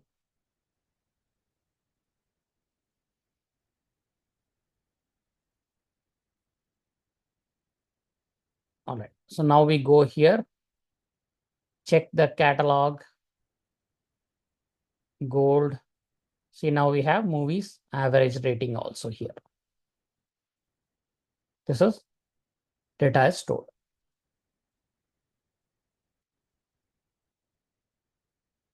So what is the schema? Movie name is string, average rating is double. So again, we didn't provide any explicit schema, but still it has inferred based on the data. Since it has a decimal, it took as double, and this as the string. Okay. So once, as I said, right, so this once the your compute cluster goes down, this all the tables will be removed, but still you can always go back and run the notebook again, everything gets created. Okay. Now this is answering one question. So you can just go through and practice all of this questions basically, and then let me know, or Shiva will help you. But we want you to do hands-on on this particularly, so that you are very, very comfortable with this. Reading files, creating data frames, SQL, joining, writing to this, and try append mode and see how it will be, how it will keep adding data to the same table if you keep append instead of overwrite. Okay. There is another data set I wanted to go through, but I think I will just quickly show you, and then I will give you the data set to download. It's on Kaggle as well, but I will also upload it onto our document. So that's the Amazon products data set. Okay, so we will do that as well before we wrap up the batch processing and move on to streaming. Amazon products data set. This is a public data set based on the product sales of Amazon. Okay, so so if I go here,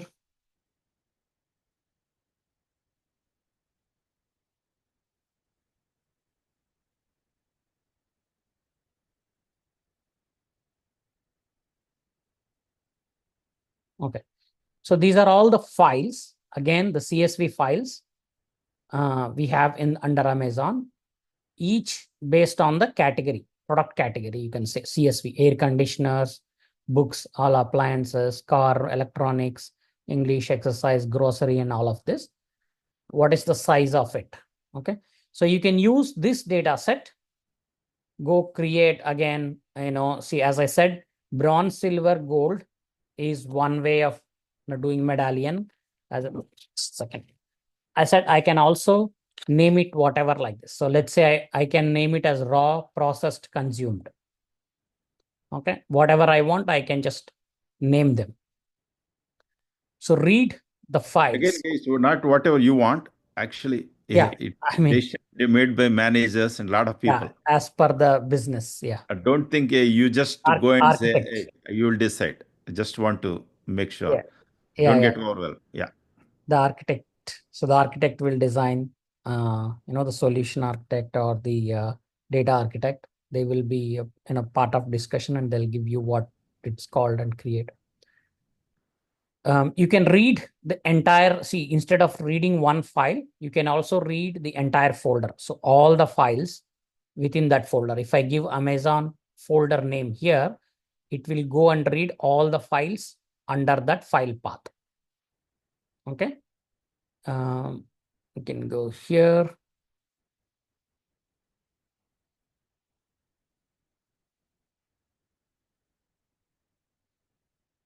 So it will take some time because there are so many files in there to read.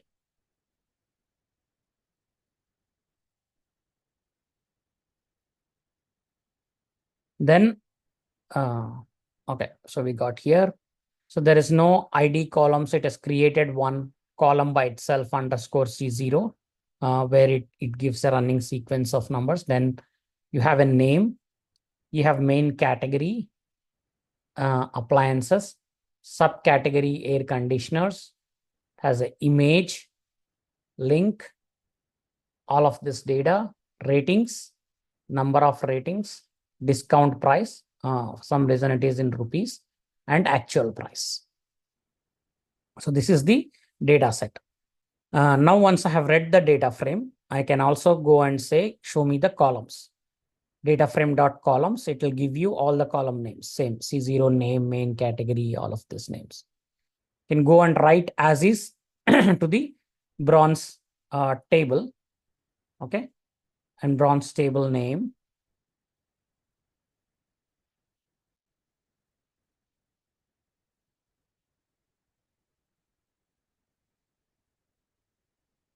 And normal, all of this SQL. Once it is written, I can read based on spark.table, or I can just do SQL select star from the table name, database.table name. Okay. We will talk about the extended delta log. So this is basically where once you write the data here into the table, so table is just a structure, right? So underlying somewhere, it has to go and write all of this data. So it goes and writes into this path. We will go through it in detail tomorrow. So there is a path that goes and writes the data in the table. So let me, it's taking a lot of data to write.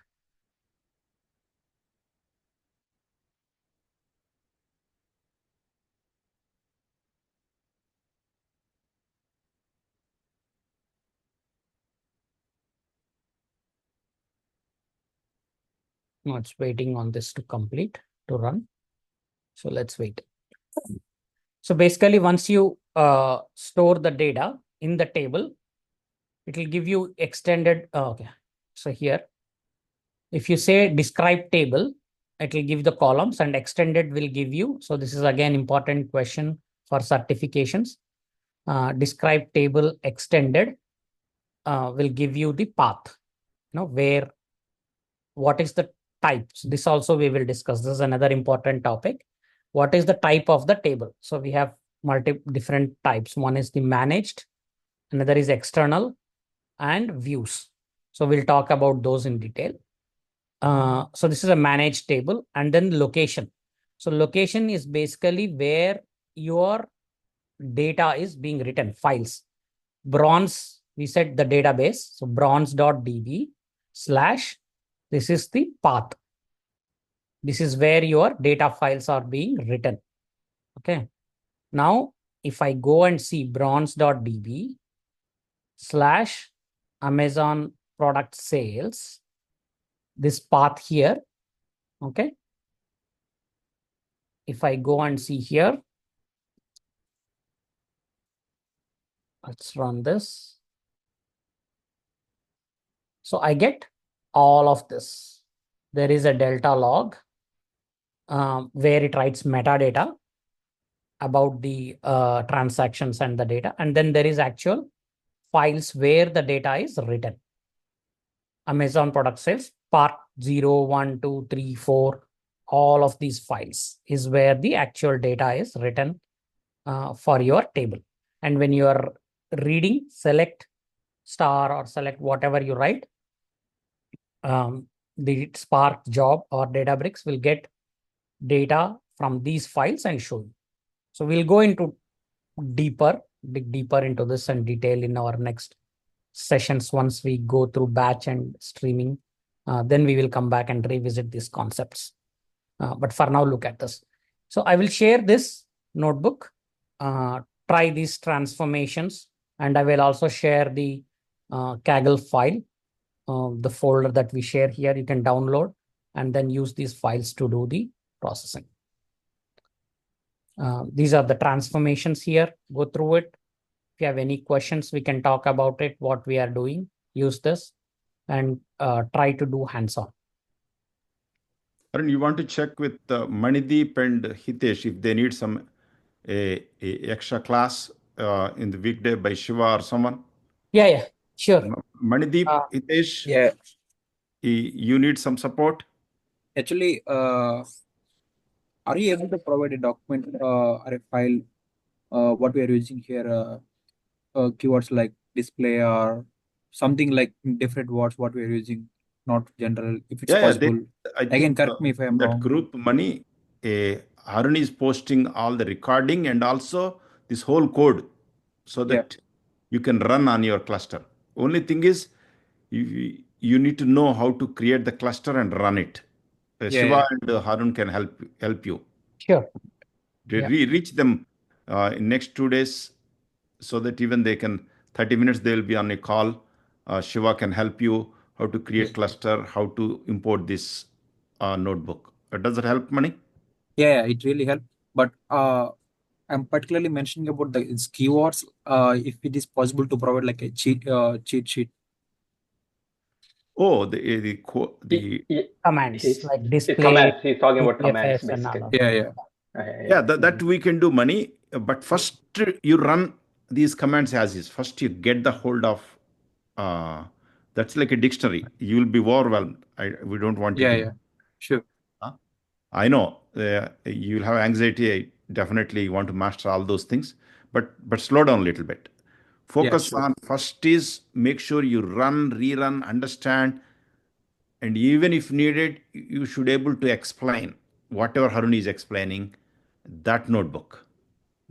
Then Shiva will provide you all the things. Okay. Yeah, sure. Thank you. Shiva, take care of Hitesh and Manideep because they are MS and they need additional support.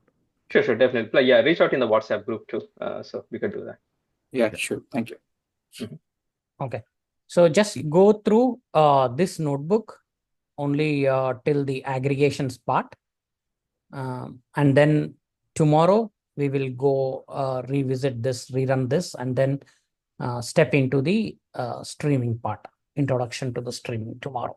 So then we can continue using the same data set into the streaming layer. Okay. But make sure you go through this initial, files, upload, read, and transform, at least till this part where it says perform aggregations, till this cell. Okay, I'll just create the notebook separately till this part and post it so that you don't get confused. Okay. Okay. Subhashini, Yes. how do you feel? You feel comfortable? Yeah. Yeah. Okay. Razu, are you following? Yeah, Srini. Okay. You'll get there slowly. Hitesh and Manideep, your team will make you comfortable. Hang on, guys. Okay. Anush, Vamsi, you feel good? Yeah. Yeah, it's a good one.